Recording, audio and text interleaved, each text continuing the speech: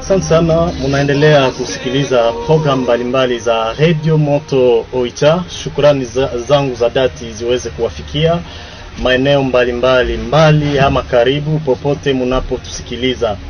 Sasa yani zimetimia ni saa 9 pita dakika 6 studioni mwetu, na tunawalika kufata mazungumzo ambayo tutaendesha na David Gresley. Mnajua yeye anawakilisha Umoja wa Mataifa katika Jamhuri ya Kidemokrasia ya Kongo ndani ya kazi ya kupiganisha ugonjwa wa Ebola. Mimi ni Richard Kirimba. Wapendwa wasikilizaji, muna haki pia ya kutuita kwa kutumia namba hii 09 93 29 28 15. Narejea, mutaweza pia kutuita kwa kuuliza Bwana David Gresley mambo mbalimbali kuhusu kazi anayofanya kuhusu Ebola. Mutuite kwa kuuliza kwa kuita kwa 09 93 29 28 15.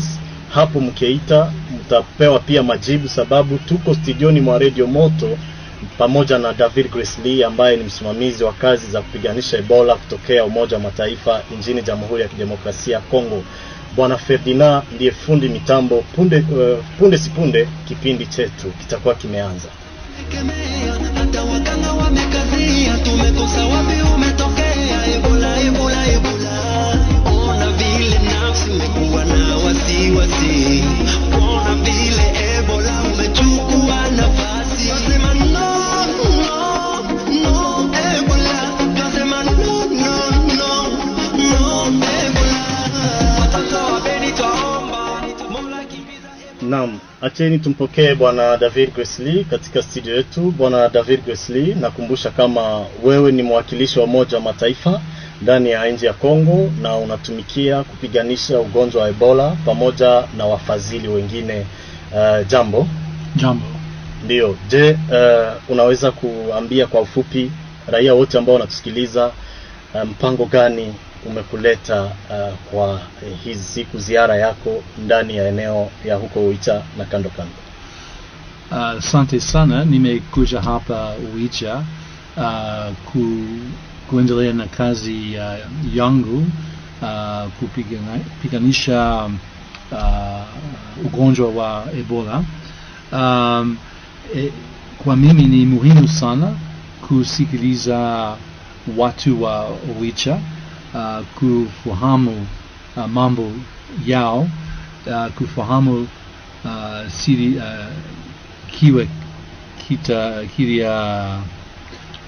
kitu kingine tutahitaji kufanya kusaidia watu wa Oicha. Ningependa kusikiliza watu wengi hapa. Ningependa kusema asante sana kwa nafasi hiyo. Nimefurahi sana kuwa hapa na wewe. Asante sana. Wasikilizaji, mmesikia Bwana David Gresley tayari yupo studioni. Sasa mnaweza kuita ili muweze kuhudhuria kwa kipindi hiki. Mkiweza kumuuliza, naona watu tayari wameanza kuita, ili mngeweza kuita ili kusikiliza nini ataweza kujibia.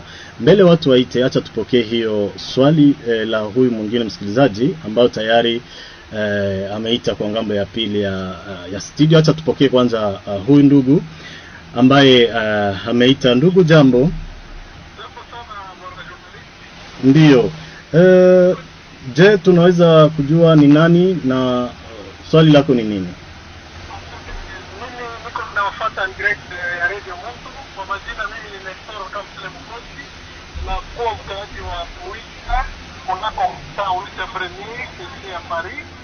Furaha yangu kwanza ni kumpokea Bwana David Gresley anayekuwa coordinator ya Riposte ndani ya Nations Unies ngao yetu. Nilipenda kuuliza Bwana David kama wanafanya namna gani ili hiyo magonjwa ya Ebola inayopatikana katika nchi yetu ya DRC isiweze kutoka nje ya nchi yetu, kwa sababu ni hatari. Ikiweza kuenda mbali itakuwa ni nchi zingine na inaweza tena kuturudia. Wanafanya namna gani ili huu ugonjwa uweze kuisha na uishe ndani ya nchi pasipo kwenda pale pengine? Hiyo ndio swali yangu bwana journalist. Asante sana. Bwana David Grisley, huyu ni Bwana Nestor Mukoti ambaye anauliza kwa Umoja wa Mataifa mnafanya nini ili huu ugonjwa usiweze kutoka katika Jamhuri ya Kidemokrasia ya Kongo na kuambukiza nchi zingine kimataifa. Nini inafanyika kuhusu hiyo shida? Voilà, la question de l'auditeur, il s'appelle Nestor Mukoti. Il veut savoir qu'est-ce qui est en train d'être fait du côté des Nations Unies pour empêcher que l'épidémie de la maladie à virus Ebola ne puisse pas sortir de la RDC et contaminer d'autres pays sur le plan international. Ni swali nzuri sana. Ya kwanza ni serikali qui est responsable pour tout ça. Tumefanya pamoja na serikali les points de contrôle kwa barabara, kwa frontière du pays. Pia serikali en contact régulier na serikali kama Uganda, Rwanda, Burundi. Ni muhimu sana kwa dialogue hiyo kuendelea. Tumeona ambapo tumeua kesi mbili kwa frontière Uganda. Kilikuwa response rapide kwa haraka mpeshe wakati uliopita. Ndio. Hiyo kazi imeendelea vizuri sana. Baada ya mwezi 18 kulikuwa na kesi ambao imeingia nchi ingine sans être détecté. Kwa hiyo nafikiria kwamba system hiyo inaendelea vizuri sana. Sasa nafikiria kwamba tuko karibu na mwisho wa epidemi. Tutashinda Ebola. Kwa hiyo nafikiria kwamba tunaweza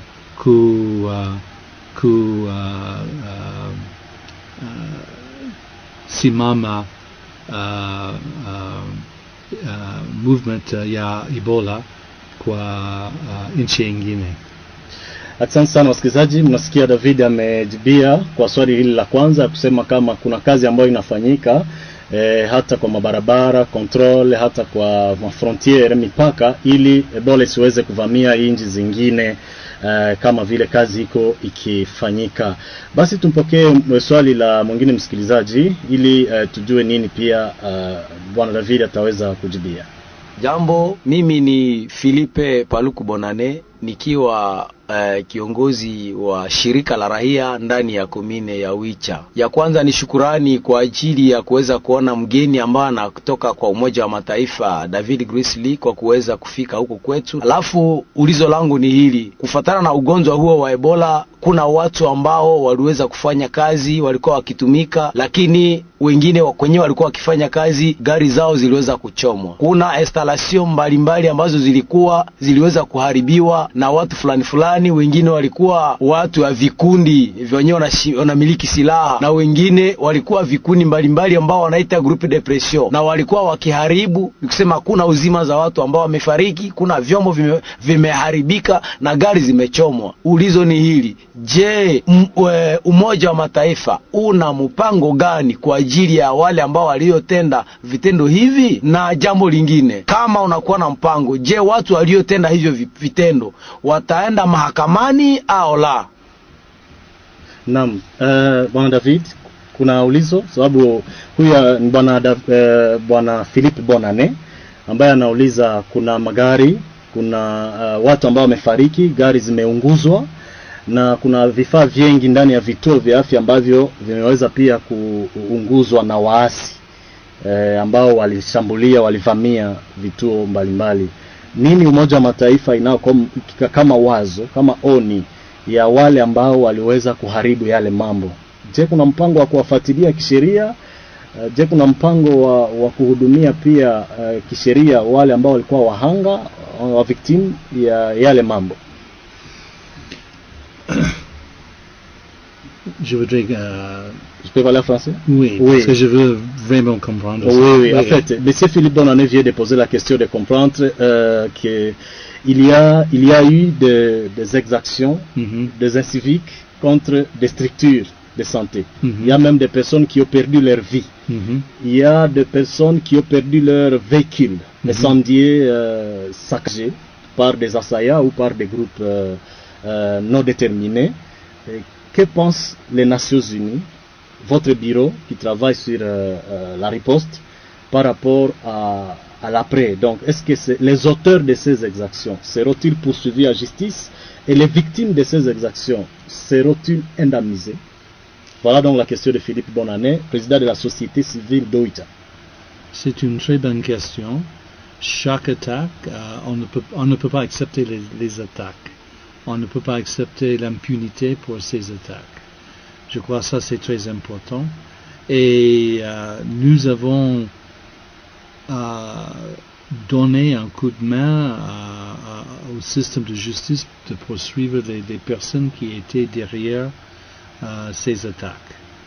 On a travaillé avec le procureur militaire ici à Beni, mais aussi à Bunia, pour les attaques qui ont lieu ici à Butembo surtout, mais aussi à Biakato et à Mombasa.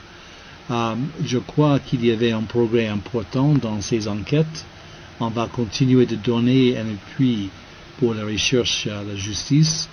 Je crois ça avance bien et je crois que ça va empêcher d'autres attaques dans l'avenir.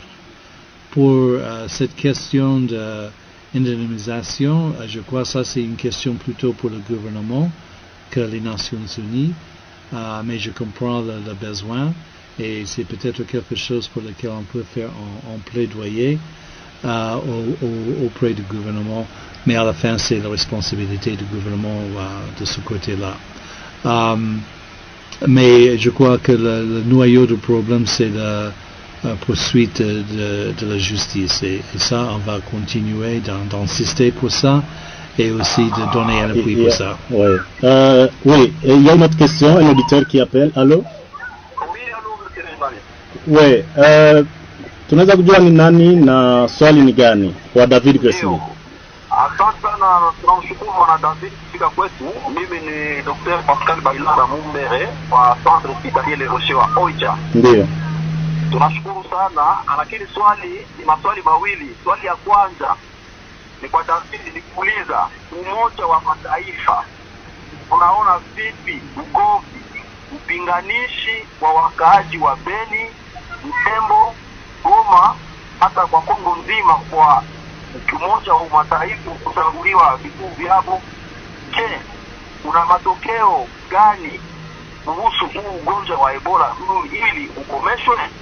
Ile ndio ulizo ya kwanza. Ulizo ya pili, mwelekeo gani kwa watoto walioachwa na wazazi, ni kusema yatima? Umoja wa Mataifa unatarajia kuwapate ashaje, na vipi vituo vya afya na masomo vitakuwa je baada ya Ebola kumalizika? Ok, accent Dr. Pascal.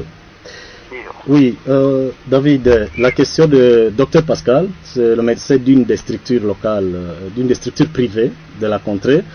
Il veut d'abord savoir l'attitude des Nations Unies ou l'interprétation des Nations Unies par rapport au soulèvement passé de la population de Beni, Butembo et ailleurs contre l'insécurité, qui a même mené à attaquer les installations des Nations Unies. Quelle est l'attitude, quelle est l'explication, la compréhension des Nations Unies par rapport à cela?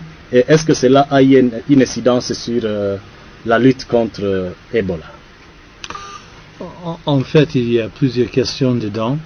Je comprends la frustration et le besoin d'avoir un peu plus de sécurité ici. Les massacres ici sont quelque chose à déplorer et pour lequel le public, la population a droit d'avoir une solution définitive pour protéger toutes les villes et villages ici. Donc pour ça je comprends la frustration et le besoin de manifester cette frustration. Mais on doit, je crois, comme partout, ce serait important que les manifestations restent pacifiques. Ça c'est le droit de tout le monde ici de manifester, mais il faut manifester sans violence. Et l'impact sur la lutte contre l'Ebola était parfois important ici à cause de ces manifestations, parce que ça a bloqué, ça a causé une suspension de la riposte, et chaque jour qui est perdu permet le virus de se propager, de doubler. Donc 2, 3, 4 jours de suspension va augmenter le nombre de victimes dans une terme multiple. Donc c'est très important d'éviter ça. À mon avis, on peut avoir les manifestations et la riposte à la fois, pourvu que la violence est évitée et qu'il y a une compréhension que la riposte elle-même doit continuer malgré tout. Sinon, on va augmenter le nombre de victimes ici, qui n'est pas du tout l'objectif de ceux qui veulent manifester. Donc, je crois, si on peut trouver un juste moyen entre les deux, ça va faciliter la plaidoyer pour un soutien contre les groupes armés et surtout l'ADF, et en même temps de permettre la riposte à continuer et mettre fin à cette épidémie. On doit faire les deux à la fois. Oui, la deuxième partie de la question du Dr Pascal, c'était de savoir ce que les Nations Unies pensent faire pour soutenir les orphelins, même d'autres structures victimes de ce qui s'est passé à travers la lutte contre Ebola. Ouais, en fait, ça aussi c'est ici, notons qu'il s'agit des orphelins de l'insécurité, mais aussi des orphelins de la maladie à virus Ebola. Oui, je peux parler sur le deuxième aspect parce que je ne suis pas dans la mission soutien de la paix pour l'instant, oui. Mais pour les orphelins dus à cette maladie, déjà il y a un programme pour les enfants qui est mené par l'UNICEF pour la mise en charge, de prise en charge, je veux dire, pour ces enfants. Donc, ça c'est déjà quelque chose. Mais on doit penser à l'avenir et on espère très bientôt d'arriver à la fin de cette épidémie. Les besoins vont rester après. Et donc on doit avoir des programmes pour les orphelins, mais aussi pour ceux qui sont des survivants, mais aussi des familles affectées, des victimes, le père de famille qui a décédé par exemple. Donc il y aura plusieurs groupes qui vont avoir un besoin après la fin de cette épidémie. Donc on doit avoir des programmes pour ça. Nous sommes en train de réfléchir sur ça avec le gouvernement et les grands bailleurs pour voir ce qu'on peut faire dans ce sens. Et deuxièmement, qu'est-ce qu'on peut faire pour aussi remplir les services essentiels de base qui étaient aussi affectés, côté santé bien sûr, mais aussi sur le côté éducation, l'eau, assainissement et nutrition aussi ont été affectés. Donc nous sommes en train de faire un plaidoyer pour avoir ce genre de programme après Ebola pour qu'on puisse rester engagé avec la population ici. On ne veut pas quitter cette région s'il y a encore des grands problèmes liés à cette épidémie. Naam. Wasikilizaji, kumbuka kama mnaweza kuita kwa kuuliza maswali kwa kutumia namba yetu 09 93 29 28 15. Nasema tuko tunazungumza na Bwana David Gresley kuhusu kupiganisha Ebola, na nyinyi pia muna haki ya kuhudhuria kwa kuuliza maswali yenu. Kuna msikilizaji pia hapa ambaye anaita. Ndugu, jambo. Na Na mimi ni unawafata, ninataka uliza probleme ya mai. Kiti liko natuambia tukwe na nawa kumikono, mais hapa kwetu Wicha tuko na karasi ya mai. Maintenant comment on doit se comporter? Il y a karasi d'eau. Ah, Asante. Bien. C'est une question en rapport avec le wash, donc l'eau. Ebola exige trop de propriétés. Il faut se laver les mains, ça exige de l'eau. Et elle veut savoir, tellement que dans la contrée, il y a moins de poids d'eau. Il y a carence d'eau. Elle veut savoir qu'est-ce que vous comptez faire, comment on peut s'y mettre avec ce défi d'eau dans la région. Bonne question. En fait, nous sommes en train de faire d'autres volets des interventions ici autour de cette riposte Ebola. Et l'accès à l'eau potable est l'un des activités ciblées. On vient d'annoncer un projet à Butembo, par exemple, qui vient d'être ouvert il y a quelques jours. C'était mené par UNICEF. C'est un projet pour donner l'eau potable à 180 000 personnes, je crois, à Butembo. Un projet important. Ici à Wicha, nous avons déjà financé un projet avec un ONG local pour faire la même chose ici à Wicha. Donc, ce qu'elle a dit était très important. L'accès à l'eau potable est important pour le riposte et après le riposte. Et avec surtout nos collègues de l'UNICEF, on va continuer d'augmenter le nombre de points d'eau dans les zones affectées et j'espère bien que ça va améliorer certains problèmes dans ces communautés. Oui, et comme vous parlez de l'intervention, il y a quelqu'un qui a écrit un SMS, un message au téléphone, à vouloir savoir pourquoi on ne sent pas l'intervention des Nations Unies du côté Ebola ici dans la zone de santé de Wicha, alors qu'on entend parler des interventions des Nations Unies dans Ebola ailleurs. Comme je viens de dire, on va lancer bientôt ce projet eau ici à Wicha, qui va bénéficier, je n'ai pas les chiffres en tête en fait, mais on peut partager ça après, mais qui va bénéficier surtout les femmes, mais un bon nombre de personnes ici à Wicha. Et c'est pourquoi on est en train de faire le plaidoyer, pas seulement pour le riposte Ebola, mais pour la période après. Et surtout avec un focus sur les secteurs que je viens de mentionner, y compris l'eau, y compris santé, y compris l'éducation, y compris la nutrition. Donc j'espère bien qu'on peut avoir des programmes importants après la fin de cette épidémie qui va aider ces communautés de faire face aux problèmes à part d'Ebola. Oui.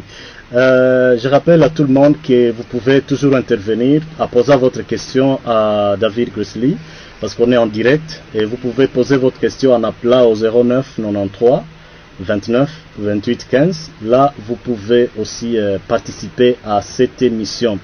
Nous avons aussi recueilli une question d'une dame pygmée, David, une dame pygmée qui a voulu comprendre quelle est l'intervention des Nations Unies pour leurs problèmes spécifiques. Et je crois la réalisation peut nous proposer cette question qu'on a pu recueillir. Elle vous a même posé cette question dans l'entretien que vous venez de terminer tout à l'heure. Oui.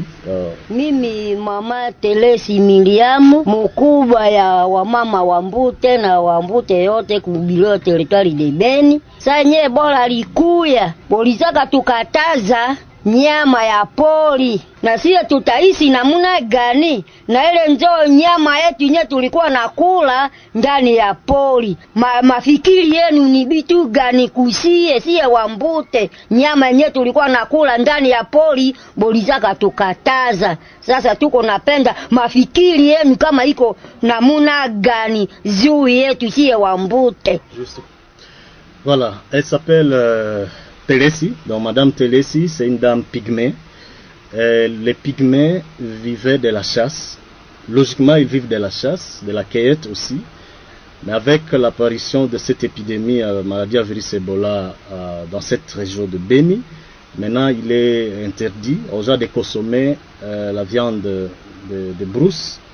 Et comment pensez-vous que ces pygmées peuvent encore mener leur vie? Comment pensez-vous les soutenir pour ne pas consommer cette viande et comment ils peuvent aussi s'en sortir?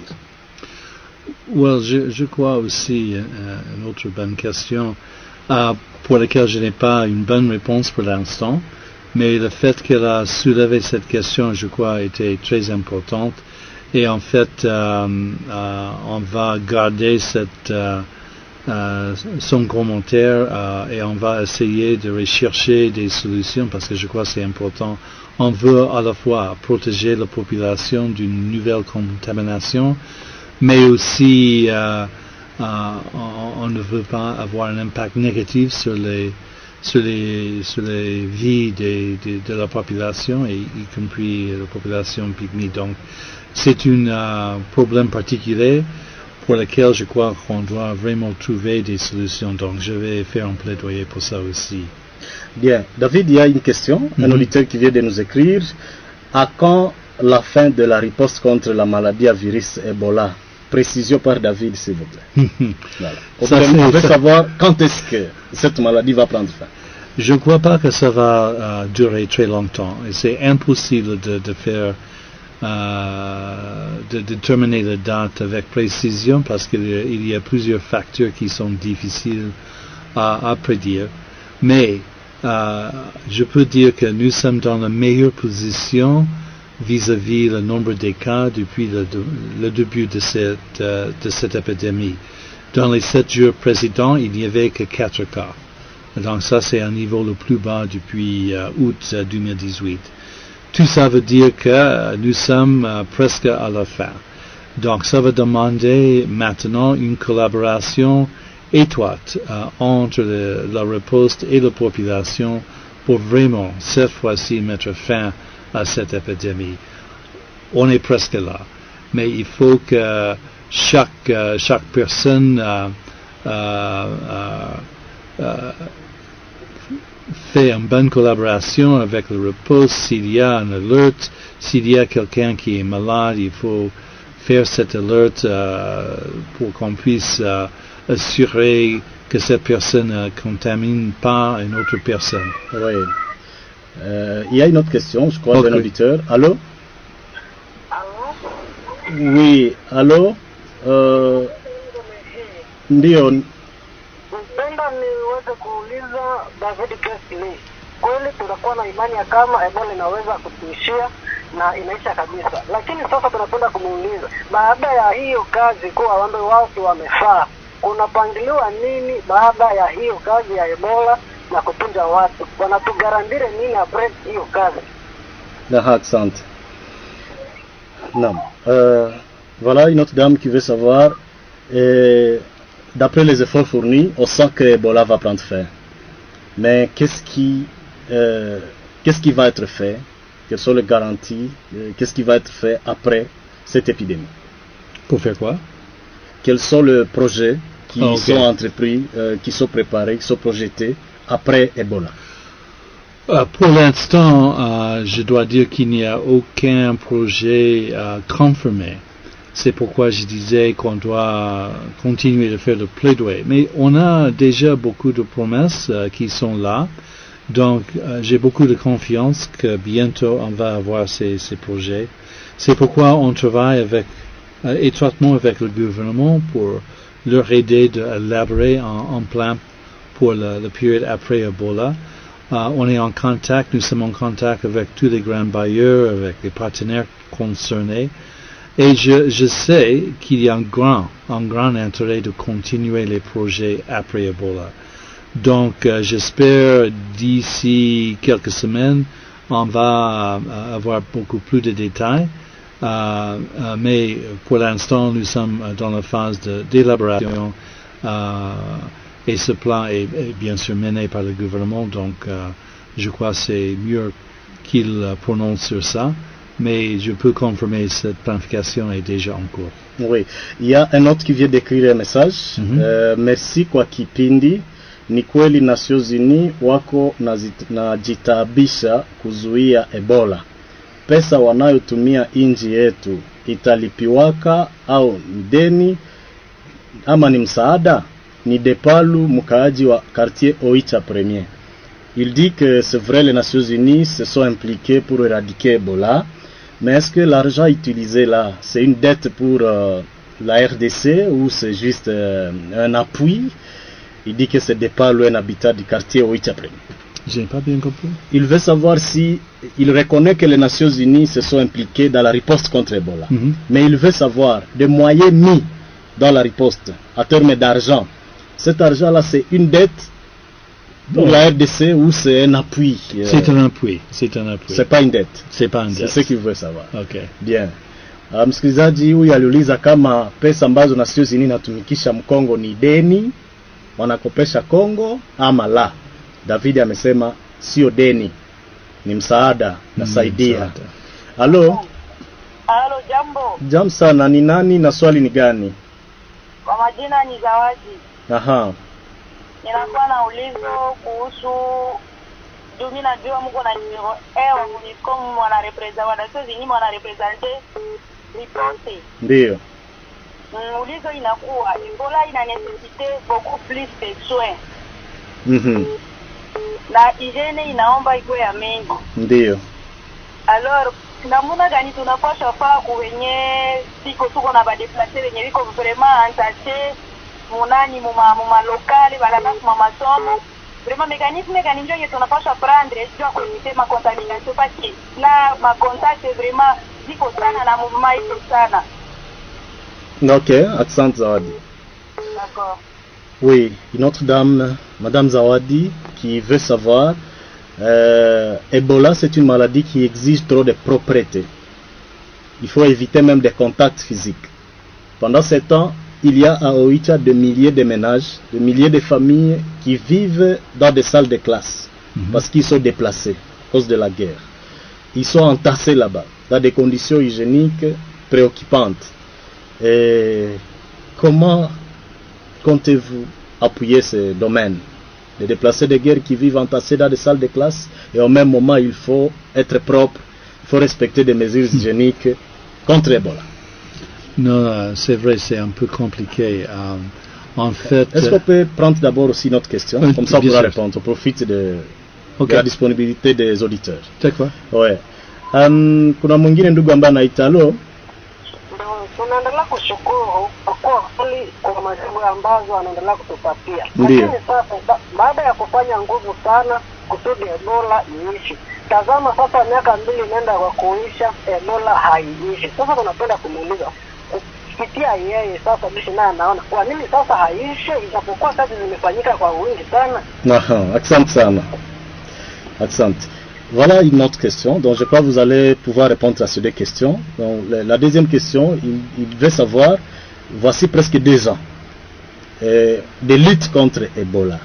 Mais Ebola ne prend pas toujours fin. Quelle explication pouvez-vous donner pour ce retard, n'est-ce pas, de mettre fin à cette épidémie? Et la première question était par rapport à marier les conditions dans lesquelles vivent des déplacés dans des salles de classe et les principes hygiéniques à respecter pour lutter contre l'épidémie. Peut-être pour la deuxième question, je peux dire que c'était un peu compliqué ici pour des raisons d'abord d'insécurité. On a beaucoup parlé de ça déjà. On sait aussi que le fait que les élections posaient un problème à la fin de 2018, à mon avis, politisé un peu la maladie. Donc, et il y avait aussi des grèves pour les non-paiements. Il y avait beaucoup de choses qui, à mon avis, a posé des problèmes pour cette riposte. Et je crois certaines choses étaient déjà là, mais aussi on peut apprendre des leçons ici pour améliorer la prochaine riposte. Donc, à mon avis, on doit avoir une évaluation profonde à la fin pour vraiment comprendre pourquoi ça a pris aussi longtemps. Elle a raison, ça a duré presque 2 ans. Plus de 3000 personnes affectées directement et les familles Donc, on doit trouver une méthode plus efficace que nous avons vu ici. Pour la première question, Les déplacés. les déplacés, je n'ai pas une réponse directe pour ça. C'est le gouvernement ensemble avec UNHCR qui gère la situation des PDI. On peut soulever cette question avec eux. Elle a raison que on propose des solutions pour rester propre, pour éviter la maladie, mais parfois on voit qu'il n'y a pas assez de l'eau potable, ou dans ce cas il y a des PDI dans les salles de classe qui sont très serrées. Donc je crois que ça c'est malheureux, mais peut-être avec les partenaires on peut chercher des solutions. Mais la chose la plus importante maintenant, c'est dans les petites pauses qui restent, de vraiment mettre fin à cette épidémie. Oui, allô? Allô? Halo, nami ni mkaaji hapa Wicha. Ndiyo. Nakuwa na swali, nataka uliza hizi siku masete zinazoea kukuwa nakuwa atake. Bila hizi siku ilianzia zamani, masete zinakuwa pekee ya maatake. Sasa nataka uliza disposition za Nations Unies inakuwaka nini bila kuzuia zile maatake, surtout dans l'avenir comme on est en train d'aller vers l'éradication de la maladie. Quelles sont les dispositions déjà prises par les Nations Unies pour éviter les prochaines attaques? Ok. Oui. David, par l'expérience, des centres de transit ou des centres de traitement ont été la cible des attaques des assaillants ou de groupes non identifiés. Quelles sont les dispositions prises pour sécuriser et les structures et les individus qui sont engagés dans la lutte contre la MVE? En fait, je crois que chaque cas est peut-être différent, donc ça demande une analyse pour chaque situation. Parfois, c'est lié à quelqu'un qui cherche quelque chose, peut-être un financement ou quelque chose comme ça. Parfois, il y a d'autres raisons. L'essentiel, je crois, c'est la poursuite de la justice comme empêchement pour les autres de faire la même chose. Donc pour moi, ça reste toujours central à nos interventions et avec le gouvernement. Bien sûr, parfois, il y a un besoin d'avoir un système de protection pour ces endroits, un meilleur contact avec la police, surtout la police, en cas de besoin pour répondre rapidement en cas d'une attaque. Donc nous travaillons avec les forces de sécurité, avec le MONUSCO, pour voir dans chaque situation qu'est-ce qu'on peut faire pour mieux assurer la sécurité des personnes qui sont impliquées dans la riposte, ou bien les victimes eux-mêmes qui se trouvent dans les CTE et les autres institutions. Donc ça c'est très important et on utilise beaucoup de temps. On a fait une liaison avec l'armée nationale aussi, avec la police nationale, avec la riposte. Je crois que tout ça a été important pour mieux coordonner la réponse sécuritaire. Eh bien, il y a quelqu'un d'autre qui appelle. On va devoir prendre sa question. Allô, Ndougou? Bonjour, bonsoir. Oui, merci. De la part de qui et quelle est votre préoccupation? À partir de Ringeti, je suis enseignant. D'accord. Votre préoccupation? Par rapport à Ebola, bien sûr, il y a déjà beaucoup de victimes. Même à l'école, nous avons des enfants orphelins d'Ebola. Alors, nous voudrions savoir, Papa David qui est là, comment les États-Unis aussi, est-ce qu'ils n'ont pas un projet qu'ils peuvent préparer pour aider ces enfants-là, victimes, orphelins d'Ebola plutôt, comment on peut les appuyer à l'école? Ils sont dépourvus de tout, sans appui. On n'a pas les objets classiques parce que les parents sont morts d'Ebola. Il manque vraiment tout. Et comment les États-Unis peuvent aussi aider ces enfants-là avec qu'ils puissent étudier à bonne quiétude? La seconde question, parce que par rapport à ça toujours, pour éviter les contacts dans les salles de classe, on a voulu qu'il y ait aussi un projet qui puisse multiplier les salles de classe, fabriquer des pupitres de telle sorte que sur les pupitres, des enfants seulement peuvent s'asseoir, toujours pour éviter les contacts dans les salles de classe, pour que l'épidémie puisse finir un peu plus vite. Merci beaucoup. Voilà David, c'est un enseignant, il appelle Deringeti, c'est à 30 km au nord de Oicha. Donc, je connais. Voilà, vous connaissez bien Ringeti. Et sa question a deux aspects. L'aspect être entassé dans les salles de classe, ou peut-être un projet dans le sens de multiplier des pupitres, ou multiplier les salles de classe pour un peu aérer les salles de classe. Mais aussi il parle des orphelins qui sont dans des écoles, des orphelins d'Ebola, qui n'ont plus des gens qui peuvent veiller sur eux, et vous sentez qu'ils sont à l'école mais sans soutien. Well, en fait, il y a déjà un programme pour les orphelins. Comme je disais avant, c'est UNICEF qui a commencé ce projet. L'objectif, c'est de cibler tous les orphelins, de leur donner ou bien leur famille quelque chose pour leur manger, pour ces enfants, mais aussi la prise en charge pour leur scolarisation. Donc, normalement, ça doit fonctionner. Mais s'il y a des auditeurs qui connaissent des orphelins qui ne bénéficient pas de cet appui, s'ils peuvent contacter soit la sous-coordination de la riposte ou bien UNICEF directement, on peut essayer de trouver une solution pour ces enfants. Je crois que ça c'est très important. Je sais, parce que j'ai eu cette discussion plusieurs fois avec l'UNICEF, ils sont prêts de donner cet appui pour chaque enfant affecté par cette épidémie. Pour la première question, je crois que ça c'est plutôt une question pour la période post-Ebola. Maintenant, comme je disais avant, j'espère bien qu'on peut avoir un programme qui va aider plusieurs secteurs, y compris le secteur d'éducation. Donc, on va continuer de faire ce plaidoyer, mais je ne peux pas faire une promesse ici cet après-midi, sauf de faire le plaidoyer. Et cette information qu'on reçoit, que je reçois des auditeurs est très utile pour la planification de la période post-Ebola. Bien. Il y a aussi un auditeur qui nous a écrit. Pour lui, je crois que ce n'est pas une question, c'est juste un souhait. Il dit que bon après-midi, mon grand, nous ne refusons pas l'intervention de la MONUSCO dans Ebola. Bon, je crois qu'il parle des Nations Unies dans Ebola.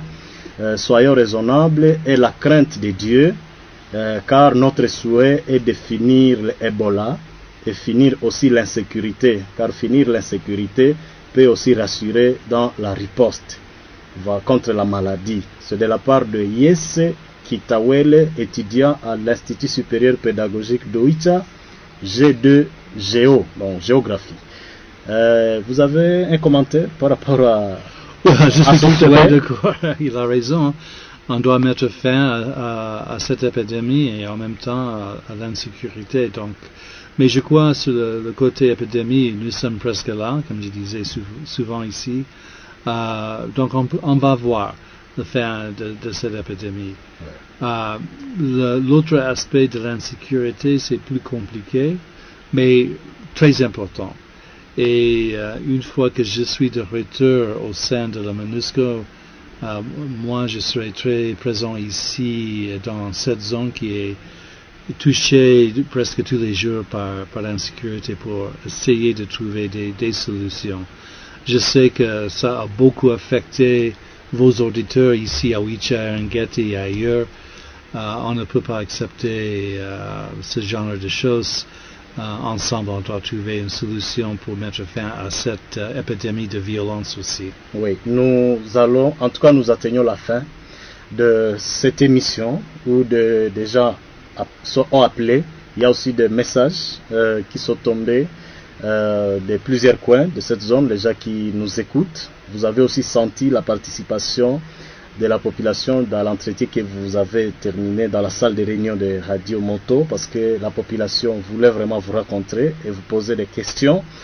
Vous avez quel message, Monsieur David Gresley, à la fin de cette émission, pour lancer à toute la population qui est doublement victime de l'insécurité depuis plusieurs années, victime aussi, malheureusement, de cette épidémie de la maladie à virus Ebola, et quel message?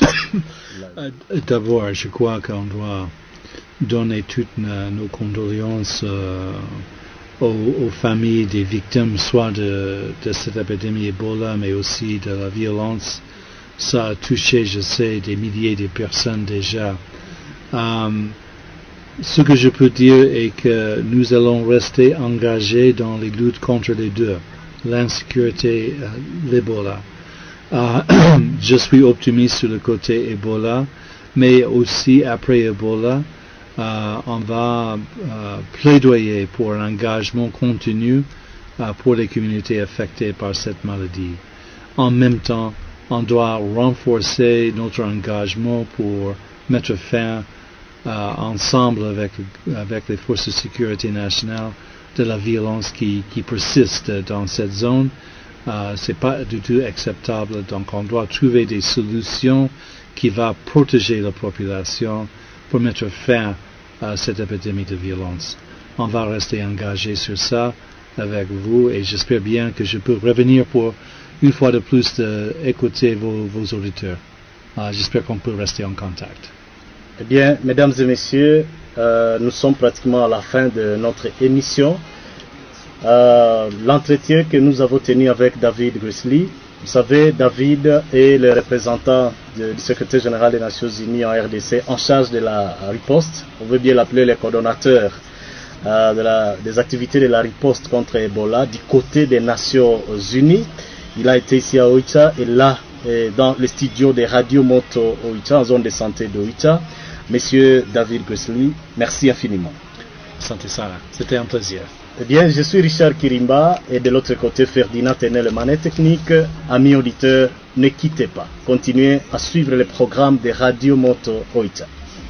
Tous les lions